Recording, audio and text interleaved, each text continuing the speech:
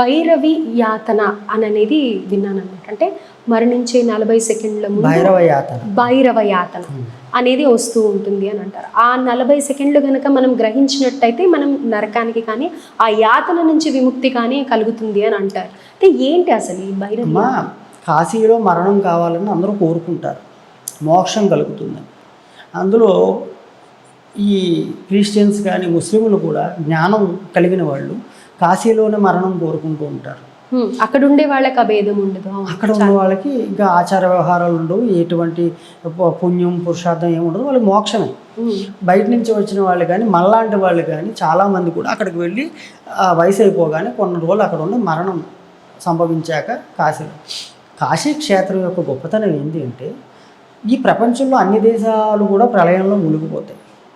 కాశీ క్షేత్రం ములగలేదు, ఇప్పుడు దాకా ములగదు కూడా. శివుడు త్రిశూలాన్ని పెట్టి దాన్ని ఎత్తి పెట్టుకుంటాడు. ప్రళయాంతం అయిపోయాక దాన్ని మళ్ళీ కిందకి భూమి మీదకి దించుతాడు.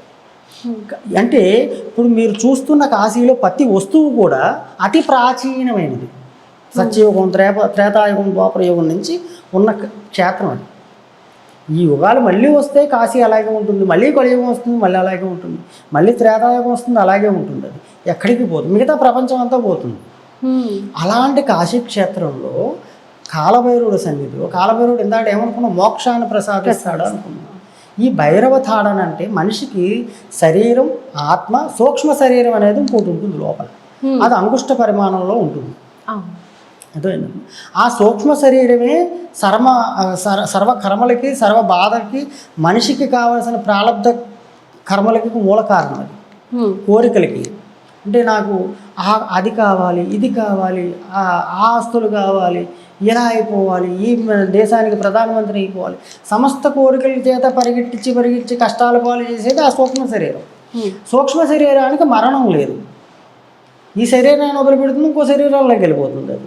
అందుకనే మనకి అప్పుడప్పుడు ఎక్కడైనా వెళ్తుంటే ఇది ఎక్కడో చూసినట్టు అనిపిస్తుంది, కానీ ఎప్పుడు చూడలేదు. కానీ అది చూసింది సూక్ష్మ శరీరం, మనం కాదు.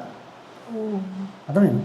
ఈ సూక్ష్మ శరీరం ఎప్పుడో సంచరించింది అక్కడ, అది గుర్తుపట్టిస్తుంది మనకి. మీరు కాదు చూసింది సూక్ష్మ శరీరం.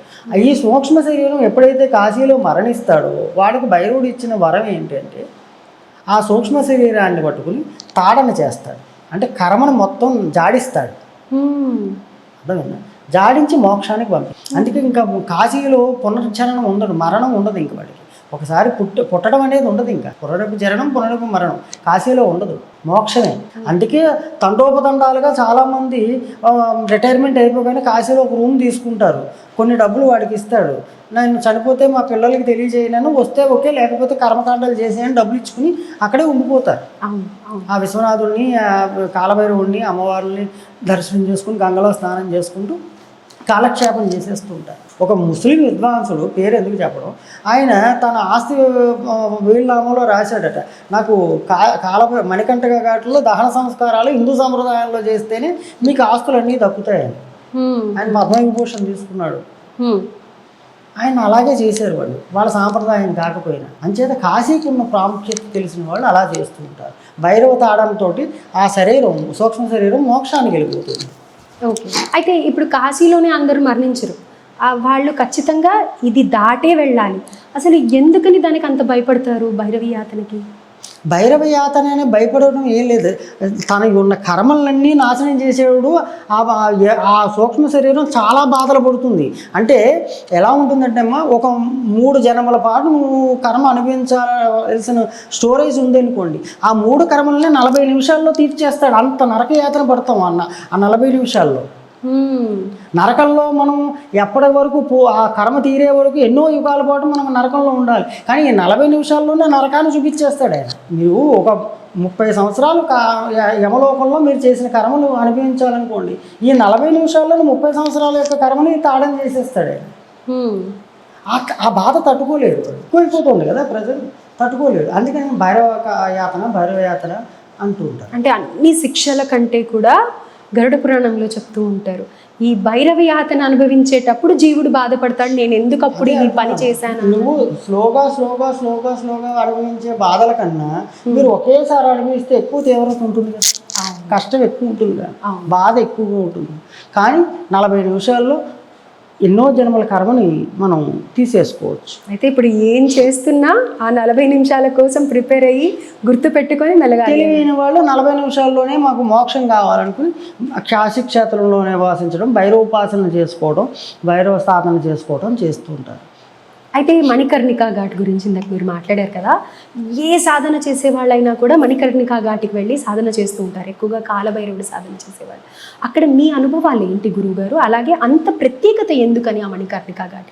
మణికంఠికా ఘాటు పితృదేవతల యొక్క క్షేత్రం అది.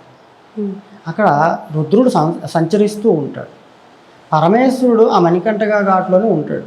మీరు ఎప్పుడైనా కాశీ వెళ్ళుంటే కనుక ఆ నదిలో, గంగా నదిలో ఉండి మనం చూస్తే ఆ మణికంఠికా ఘాట్లో దహన సంస్కారం అయినటువంటి పొగ అంతా కూడా విశ్వనాథ గుడిలోకి వెళ్తూ ఉంటుంది. ఆయనకు ధూపం, నిత్యధూపం అదే. చితి మంటల యొక్క పొగనే నిత్యధూపం ఆయనకి. విశ్వనాథుని ఆనుకునే, విశ్వనాథ ఆలయాన్ని ఆనుకునే మణికంఠికా ఘాట్ ఉంటుంది. విశ్వనాథుడు ఎప్పుడూ అక్కడ ధ్యానస్థితిలో ఉంటాడు. అక్కడ సర్వదేవతలు అక్కడ సాధన చేస్తూ ఉంటారు. తారాదేవి, కాళికాదేవి, ధూమావతి, దశమహావిద్యలు కానీ, అష్టభైరవులు కానీ, బేతాళుడు కానీ, సర్వదేవతలు కూడా, విష్ణుమూర్తి కూడా ఆ యొక్క మణికంఠికా ఘాట్లో వాళ్ళ యొక్క సంచారం జరుగుతూ ఉంటుంది. అందుచేత సాధకులు ఎవరైనా, ఏ మంత్రదేవతా సాధకులైనా కూడా మణికంఠికా ఘాట్లో సాధన చేయడం వల్ల, పితృతర్పణాలు చేయడం వల్ల, ఏదైనా కార్యక్రమాలు చేయడం వల్ల విశిష్టమైనటువంటి ఫలితాన్ని ఇస్తుంది. ఆ పితృదేవతలకు మోక్షం కలుగుతుంది. సాధకుడికి అద్భుతమైన, అంటే ఒక మాల జపం చేస్తే 100 మాలలు జపం చేసినటువంటి శక్తి పుడుతుంది. అది ఆ క్షేత్రం యొక్క గొప్పతనం. సర్వదేవతల యొక్క సమూహమే మణికంఠికా ఘాట్.